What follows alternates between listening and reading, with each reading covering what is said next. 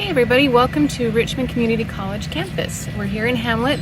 My name is Sebrina Croppers and I'm a math faculty here, and I just want to take a moment and explain our math projects. And they are assigned to look outside of a math textbook and find a math problem. For pre-calculus, they need to find a person, whether it's someone they know or maybe someone historically, and find a math problem that relates to them. For the trig classes, they need to find math in nature, and there are plenty of examples in nature. And display that problem, explain it, and we've got some videos of them doing so. Let's go ahead and take a look. Hello, my name is Cameron Jacobs, and this is my Math and People project from Math 171H1 with instructor Miss Sebrina Croppers.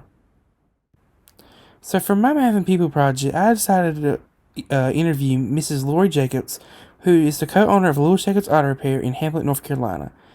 And at Jacobs Auto Repair, she is the bookkeeper and secretary. So Miss Jacobs gave me 3 formulas she uses to write auto repair orders for her customers.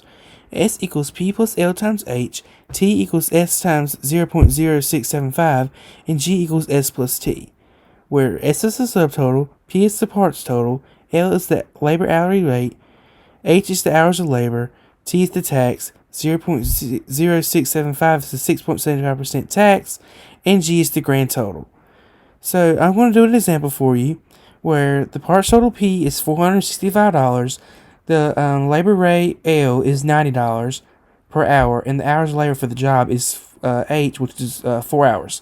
So for example, we have S equals 465 plus 90 times 4, which is 825. That's your subtotal. And then for the tax, you do the subtotal times the tax, so 825 times 0.0675, and you get 55.6875, but for money purposes, we're going to do $55.69. And then for the grand total, you just add the subtotal and the tax amount, so 825 plus 55.69, and you get 880.69. So the auto repair order grand total is $880.69. Thank you so much for watching, and I hope you have a wonderful day. Marcus is a friend of mine who really loves to ride his mountain bike. It's his hobby to ride his bike with his cousin James and his best friend Drake.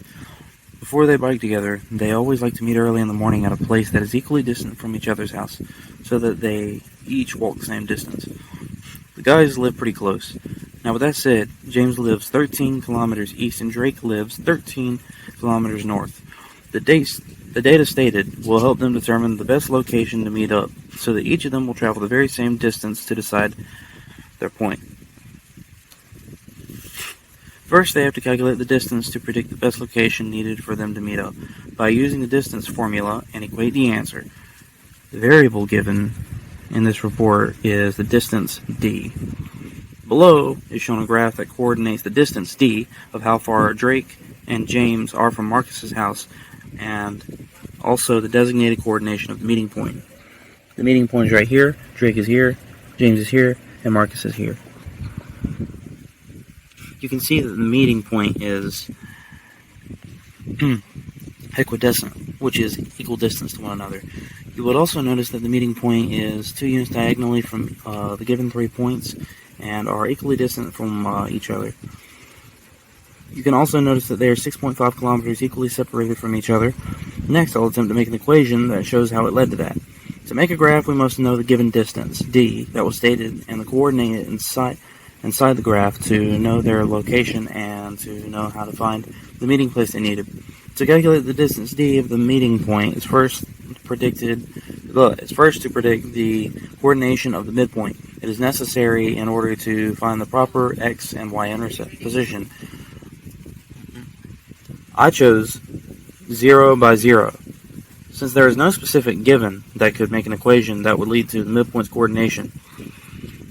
After predicting the midpoint, I pointed out the given coordinate based on the data. Marcus, 0 by 0. James, 13 by 0. Drake, 0 by 13. Then I solved the equation using the distance formula given here. And I used this formula in order to find my meeting point. I started by moving the parts in the parentheses.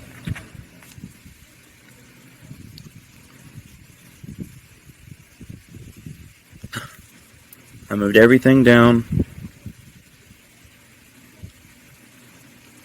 kept simplifying it further, until I got an x of 6.5 and a y of 6.5. The equation above shows that x is equal to 6.5 and y is equal to 6.5. And now our completed coordination of our meeting point.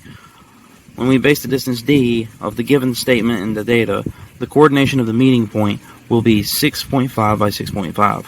Now we have our coordinate 6.5 by 6.5. It means that the meeting point will take place 6.5 kilometers northeast, which all of them, Marcus, James, and Drake, will be meeting to start biking with each other. Hello, my name is Lance Green, and this is my Math 172 Math and Nature project video.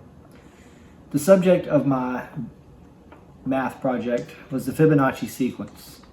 First, I'd like to give you the first 10 Fibonacci numbers. There are 0, 1, 1, 2, 3, 5, 8, 13, 21, and 34. A few examples I have written down here that would be easy to relate to are flowers. It can be found in storms, tornadoes, and hurricanes, in the cloud formations, and it also can be found in the human limbs, with all humans having 2 of each limb with 3 segments per limb.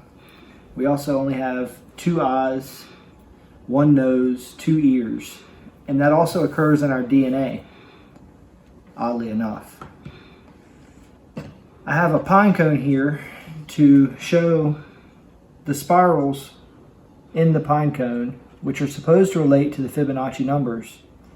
But I have found that the pine cones that I have only have 7 in a spiral here. But there is a relation with the Fibonacci numbers if you count the numbers of spirals in the full circle, which totals 13 on every pine cone I've picked up. The Fibonacci sequence itself is as follows. 0 plus 1 equals 1. 1 plus 1 is 2. Each number is the previous 2 numbers added together. So 1 plus 2 is 3. 2 plus 3 is 5. 3 plus 5 is 8. 5 plus 8 is 13. 8 plus 13 is 21. 13 plus 21 is 34. 21 plus 34 is 55. And these numbers continue on forever. Thank you for watching. Have a good day. Hi, my name is Drake Asbell, and I have done my Math 172 project, Math and Nature, on how math correlates with forest fires. Forest fires or wildfires are fires that occur in nature that can happen naturally by lightning or volcanic activity, but can also be man-made. This model shows the mathematical model of fire spread. This is the model broken down, with R being the quasi-steady rate of spread. Quasi-steady means constant, or slow enough to be constant. So it's the constant rate of spread, which is measured in feet per minute. I, with a subscript of xig, is the horizontal heat flux absorbed by a unit of volume of fuel at the time of ignition. PBE is the effective bulk density. QIG is the heat of pre-ignition, which is broken down here. The heat required for ignition is QIG, which is this formula right here, with M with a subscript of S being the ratio of fuel moisture to oven dry weight, and T with a subscript of Ig being the ignition temperature. To find PBE, you would do it here. PBE which is F, which is the bulk density and fuel size. Hello everybody, my name is Zach Pruitt. This is my Math 172 project, and today we're going to be talking about the atmosphere. So, greenhouse gases affect the Earth's surface temperature by causing the sun's heat to either be trapped inside our Earth's atmosphere or be reflected back into space. So, for my problem, I talked about how the Earth's surface temperature is heating and just what is involved.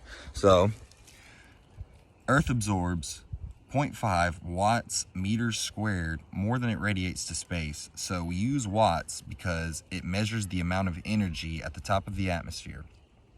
And if we multiply this rate by the surface area of the Earth, 5.100656 times 10 to the 14th power meters squared, we see the Earth is accumulating heat at a rate of 2.6 times 10 to the 14th power watts.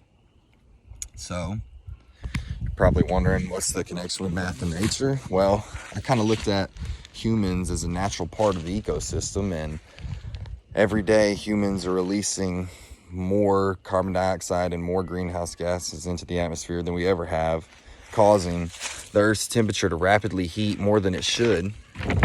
And if you took carbon dioxide and greenhouse gas effects out of the equation, the Earth's surface temperature would be about 30 degrees cooler than what it is now. So that's pretty much it. Thank you guys for watching. Hello, this is Mari Singley, and this is supposed to be my video presentation for the Math and Nature project. So, through which I provided within the essay, we should understand that wind pressure is equal to about 0.00256 times the velocity or the wind speed in miles per hour squared, and the answer provided will be in PSI. So I guess for starters, I definitely won't be doing this by hand like all of this because it's a bit of an inconvenience, but I guess for starters we would want to figure out what our wind speed is. So currently in Rockingham, North Carolina, the wind speed is about 10 miles per hour. So that's our first and I guess really only variable. And this is really bare bones, this formula. So I wouldn't call it completely accurate, just enough to sort of figure out, how you're gonna how you're gonna figure out the wind pressure. So with 10 miles per hour, we're just gonna take the 10 and we're gonna square it, and we're gonna get 100. So then essentially all we're doing is 0.00256 times 100, and all we really have to do is just move this over a couple times, and we should have our answer, which is 0.256 psi. And that is my math problem and how I would go about solving the formula for wind pressure. Hi, I am Sebrina, and I will be talking about how math relates to nature, more specifically about the golden ratio. I'm sure most of you have heard about that term, talking about a divine proportion, mostly talking about symmetry within the face and how it's stereotypically typically the most attractive of human face. that could ever possibly occur. It's not as fun as it Sounds. Actually, another way to describe the golden ratio is the most irrational number of all irrational numbers. So fun. Honestly, it's pretty hard to explain, because the golden ratio is basically represented by the symbol of phi. Phi, or the golden ratio, is equal to 1.618033 something going on forever. If you're trying to find out if two numbers are within the golden ratio, then you find the ratio of the sum of the two numbers, a plus b, divided by the larger number a, and see if that's equal to the larger number divided by the smaller number. Complicated, I know. Basically, what the equation would look like is phi is equal to a plus b all over a is equal to a over b.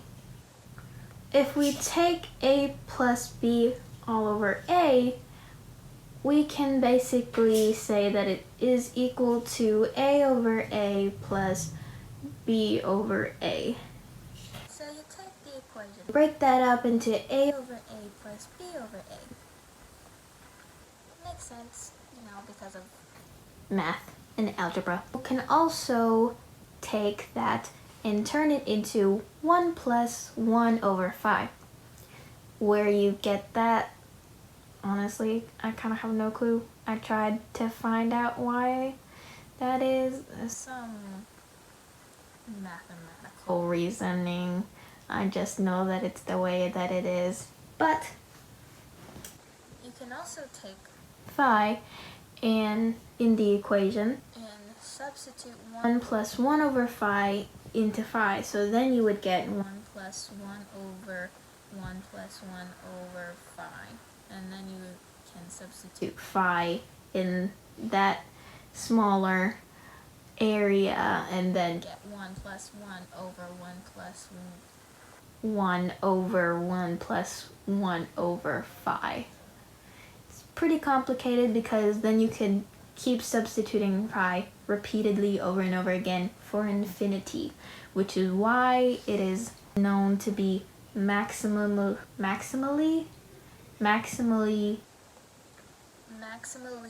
rational. Now, since we can't really do that, or we can't Really leave it like that, we can set it up and actually set it equal to 0, which is how we're going to get the number 1.6180339, so on and so forth. So what we do is take phi is equal to 1 plus 1 over phi, multiply that by phi to get rid of the phi in the denominator, and multiply it on both sides. So then you would get phi squared is equal to 1 times phi is 5 plus 1 when we're left with 1 since we got rid of the phi in the denominator. And so now we just have to set it equal to 0. So subtract the phi And the 1 on both sides, then you get phi squared minus phi minus 1. Substituting the coefficients into the quadratic formula, then getting negative of negative 1 plus the minus the square root of negative 1 squared minus 4 times 1 times negative 1 all over 2 times 1. That would reduce to 1 plus or minus the square root of 1 plus 4 all over 2, which then reduces to 1 plus minus the square root of 5 over 2. 1 plus the square Square root of 5 over 2 is equal to 1.618. 339, whatever. And that's how you get That number that represents phi. If we were to find a problem that includes the golden ratio, the question that we have is if we take a board and you want to cut it so that we can get a golden rectangle basically meaning the side lengths are within the golden ratio, with a width of 0.5 feet, how long should you cut the board? So remember that phi is equal to a over b or a plus b over a. So we have b, which is the width. So we could substitute b for 0.5, and that would leave us with a, and phi would be equal to 1.618, right? And so now we just have to multiply 0.5 on both sides, and we would get a is equal to 0.809 feet. And so that is how long we want the length of the board to be for it to be a golden rectangle.